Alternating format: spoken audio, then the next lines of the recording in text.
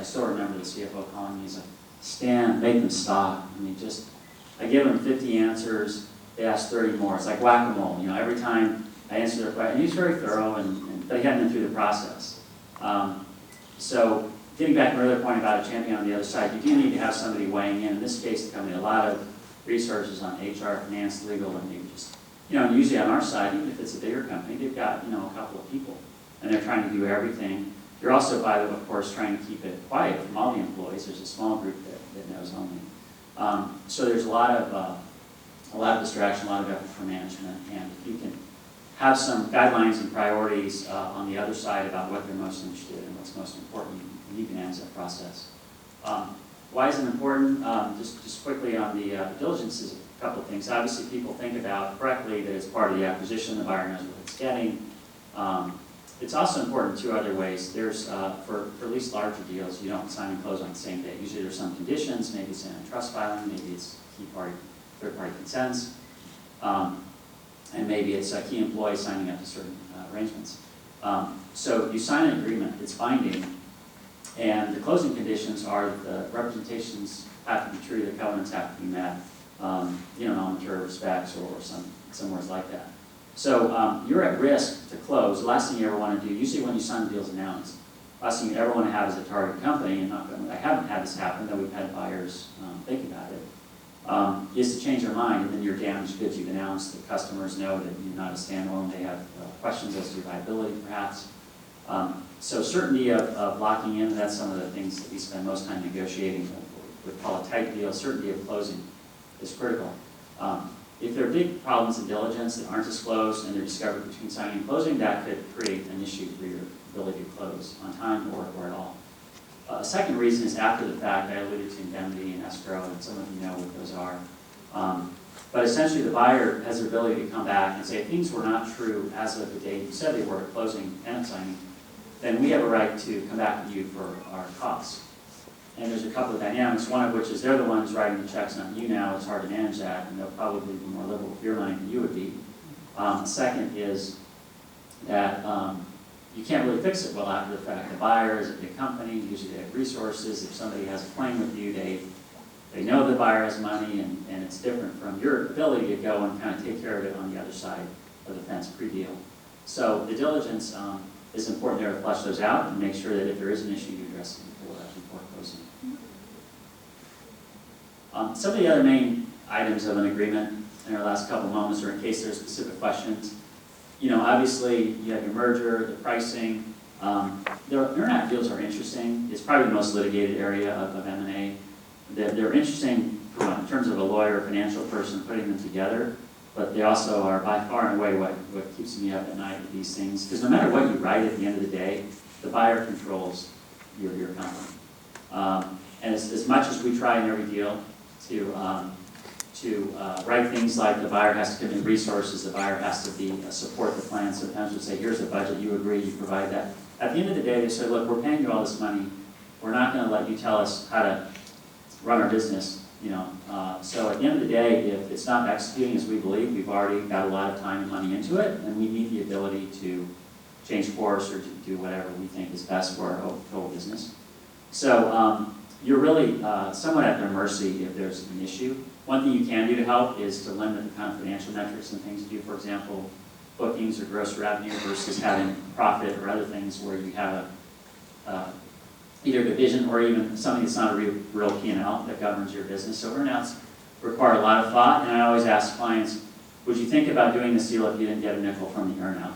Look at sometimes it's better, we've gone back and increased the upfront and reduced the earn-out because overall we thought that was just a better result for the shareholders. We've touched on escrow. Purchase price adjustments is really the same thing I talked about with the earn-outs coming back. We talked about reps, warranties, and covenants. Closing conditions, again, early on saying if there's any key, something that makes what you most nervous in the process is if there's a third party, like a key OEM or a key customer who's consent you need to proceed. And the buyer might feel that relationship is very important as well, but maybe that third party doesn't like the buyer, maybe there's other history. So fleshing that out is very important, because last thing you want to do is sign a deal, have that as a condition of closing, and then perhaps it's really out of the hands of both parties if it's a third-party consent requirement. In the last minute or so, talk about the disclosure and some of the other. I talked earlier, I don't know, actually, this is probably hard to see, but I touched earlier, if you look at the green on the far right, that's just Q1 compared, back to 2007, how that's a dollar value of tech deals in Q1. But in our last minute or so, I'd love to see if there are any other questions I can touch on. Yes?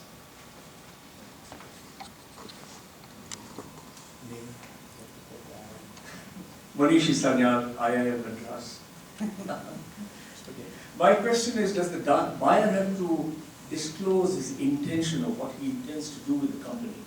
And the reason I'm asking this question is I have encountered a situation in my own past. We were planning an acquisition, and one of the employees of the seller said, "What do you want to do with this company?" I said, "I'm going to shut it down and sell the IP." He said, "Now hold it. We've got this place in the export processing zone in Bombay with a special subsidy where it implies that we have to meet certain export obligations, and we have not met those obligations. This is not a balance sheet item, but if you try to shut it down, there's a huge fine." And now that's something that never came up during the due diligence. But it came up only because I happened to disclose my intentions. Is that a mandatory thing that the buyer has to say, "This is what I'm going to do to your company," and then the seller says, "Now hold it"? There are some dangers if you try to do that. Interesting. Yeah, I would say two things. First, I don't want to skip it over because it's even more commonly what comes up is people concerned about employees. Like how many people are going to hire, and they'll say, "We'll have to look." But directionally, they usually will give some sense of most or some and what they're going to do, whether they're going to shut it down or move it. I find it's often extremely important to senior management negotiating to understand, as you would expect, what's going to happen to their colleagues and employees if they're going to shut it down or not. To your point on the representations exposure, that the issue, it would really turn on how the representations are written because they need to be true at the time they're written. And so if you were in compliance with those export regulations or whatever was the particular issue at the time, then I think it would be. But if you weren't, but it was a little bit of no harm, no foul, and then they shut it down, it would really turn on the timing, and that would be concerning because I think what you're saying is would they have the ability to come back because of this big fine or other liability that would result. So I think that would turn on how the document is written, but typically they speak to as of the time of the closing. And just relate to that again, the people ask the buyer discloses, and even if they believe or are truthful in what they're telling you, sometimes as soon as a quarter later that can change. So, last question. Time's up. I was wondering if you can address about M&A of service companies which really don't have intellectual property. I mean, how is the valuation done, or are there any other issues which are different from when you are valuing people with intellectual property? I'm Sanjeev Sahai, I'm Calcutta 1977. Hi, Sanjeev. Yeah, I don't want to make our next presentation late, but just quickly, and I'm happy to talk at the break. I would analogize that probably more to, well, there's a financial part of the service company, the revenue, and what that's going to look like, and also a talent acquisition, because if those people are critical more on the relationship in that business than it is the IP. But the valuation, you will still have the same sort of representations about the nature of the business and the quality of the ARs and a long list of liabilities and so on that the buyer wants to see. But I think it depends on the industry in terms of the financial measures. But maybe we could talk at the break, because I know we're about to run over. We can have 5 minutes. So if there are any more questions, please stand.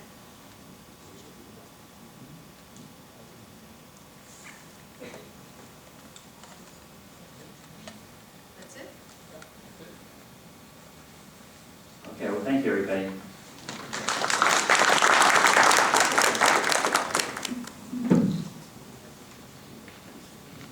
Thank you, Stan. Thank you for your insights into mergers and acquisitions. I know I got a lot of terms of learning about the different group structures, the documentation process, and the due diligence process.